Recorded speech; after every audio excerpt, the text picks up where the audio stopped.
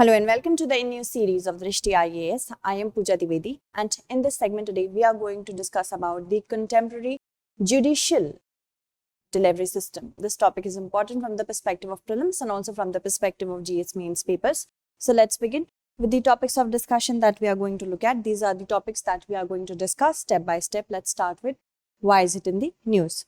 So the Chief Justice of India at the launch of the app by National Legal Service Authority has stated that bodily integrity as well as human rights are at the highest threat and they are highly vulnerable at the police stations. He has also made certain other remarks which are putting this segment into perspective. Let's look at them step by step. Firstly, he said that police poses the highest threat to the bodily integrity and also the human rights at police stations. And the reports, according to the Chief Justice of India, he has said the reports which are coming in, they are showing that even the privileged are not spared from third degree custodial torture. So this is something that we all need to look at, according to him. And lack of effective legal representation at the police station, that means lack of diversity in the police station when it comes to proper representation from the groups of scheduled caste, scheduled tribes, women and Muslims as well. Because of this, the vulnerabilities are exaggerated of the victims. Also, if the judiciary wants to gain the trust of the vulnerable section of the society, then certain backlogs, the pendency, the expenses of the legal services given to them should be reduced. And also, the digital divide has not been able to make the legal device more inclusive because there is a chasm that exists, and the digital divide has not helped because there exists a gap in the digital penetration in the rural and the urban areas. Okay, so these are the topics that we are going to look at step by step. So first we need to talk about National Legal Services Authority, which was established on 9th of November 1995. 9th of November 1995. But it was sanctioned by the Legal Service Authority Act of 1987. And what does this authority do?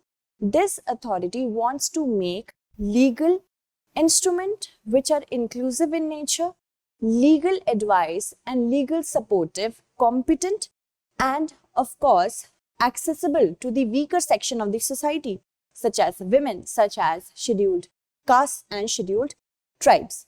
As we all know that human rights hold a very special place in the heart of India.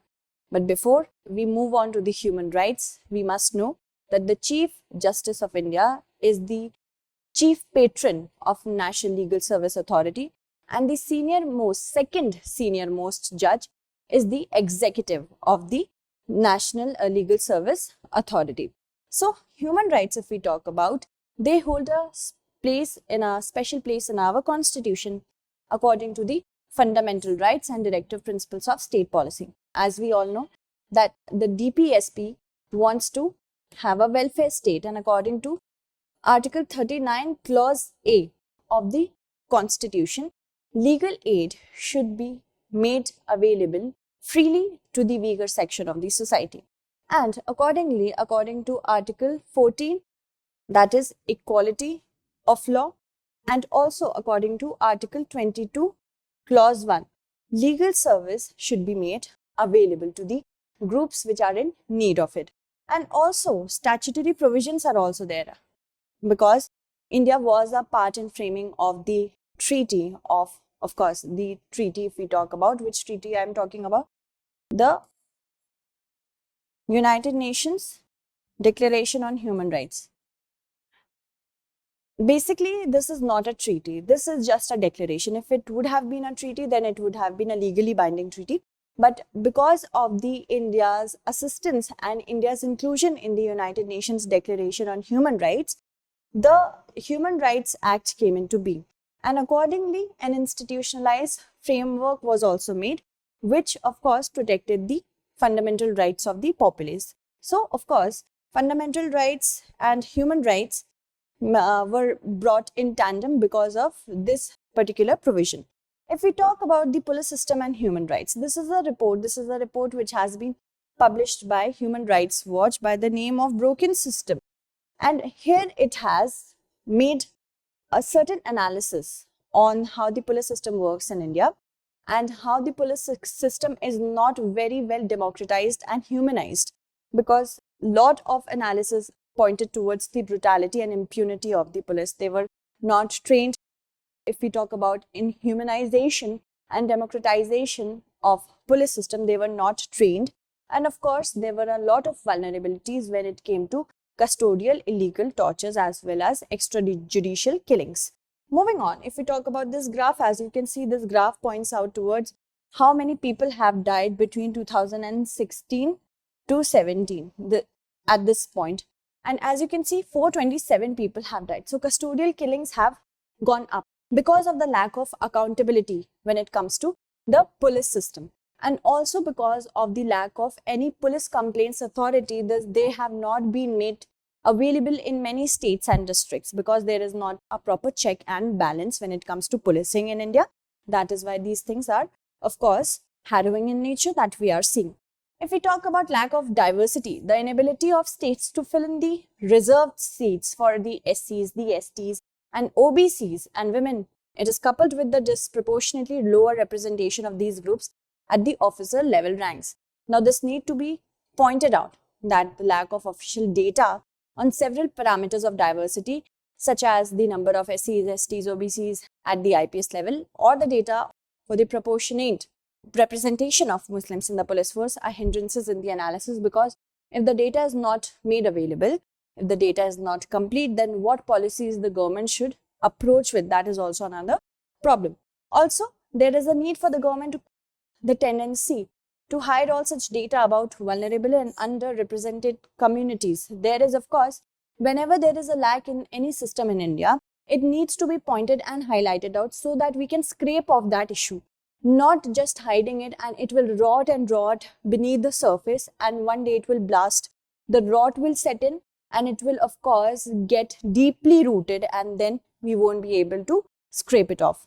Moving on, if we talk about judicial approach, judiciary, according to the Chief Justice of India, needs to be made inclusive and accessible at the greatest level possible, because this is our aspiration as a country, because vulnerable population has remained out of the judicial net for a very long period of time, and judiciary needs to garner faith from the vulnerable section of the society that the judiciary and the police system, everything is there for them. So, agonizing pace of the any kind of case, because of the pendency of the cases, and also because of the goon and muscle power that exists in India against the vulnerable section of the society, that is something that we need to talk about. And of course, legal services in India are very expensive in nature because of the multi-level of reaching to the justice. There needs to be a check on that as well. Lack of awareness on the part of the vulnerable section of the society, that is also something that we should talk about here, because the vulnerable section, they are not very well aware of what their rights and powers are. So there should be an awareness campaign which should be freely available to the vulnerable section, so that they can, of course, have a gist of what their rights are and not fall a victim to this society, to the majoritarian society.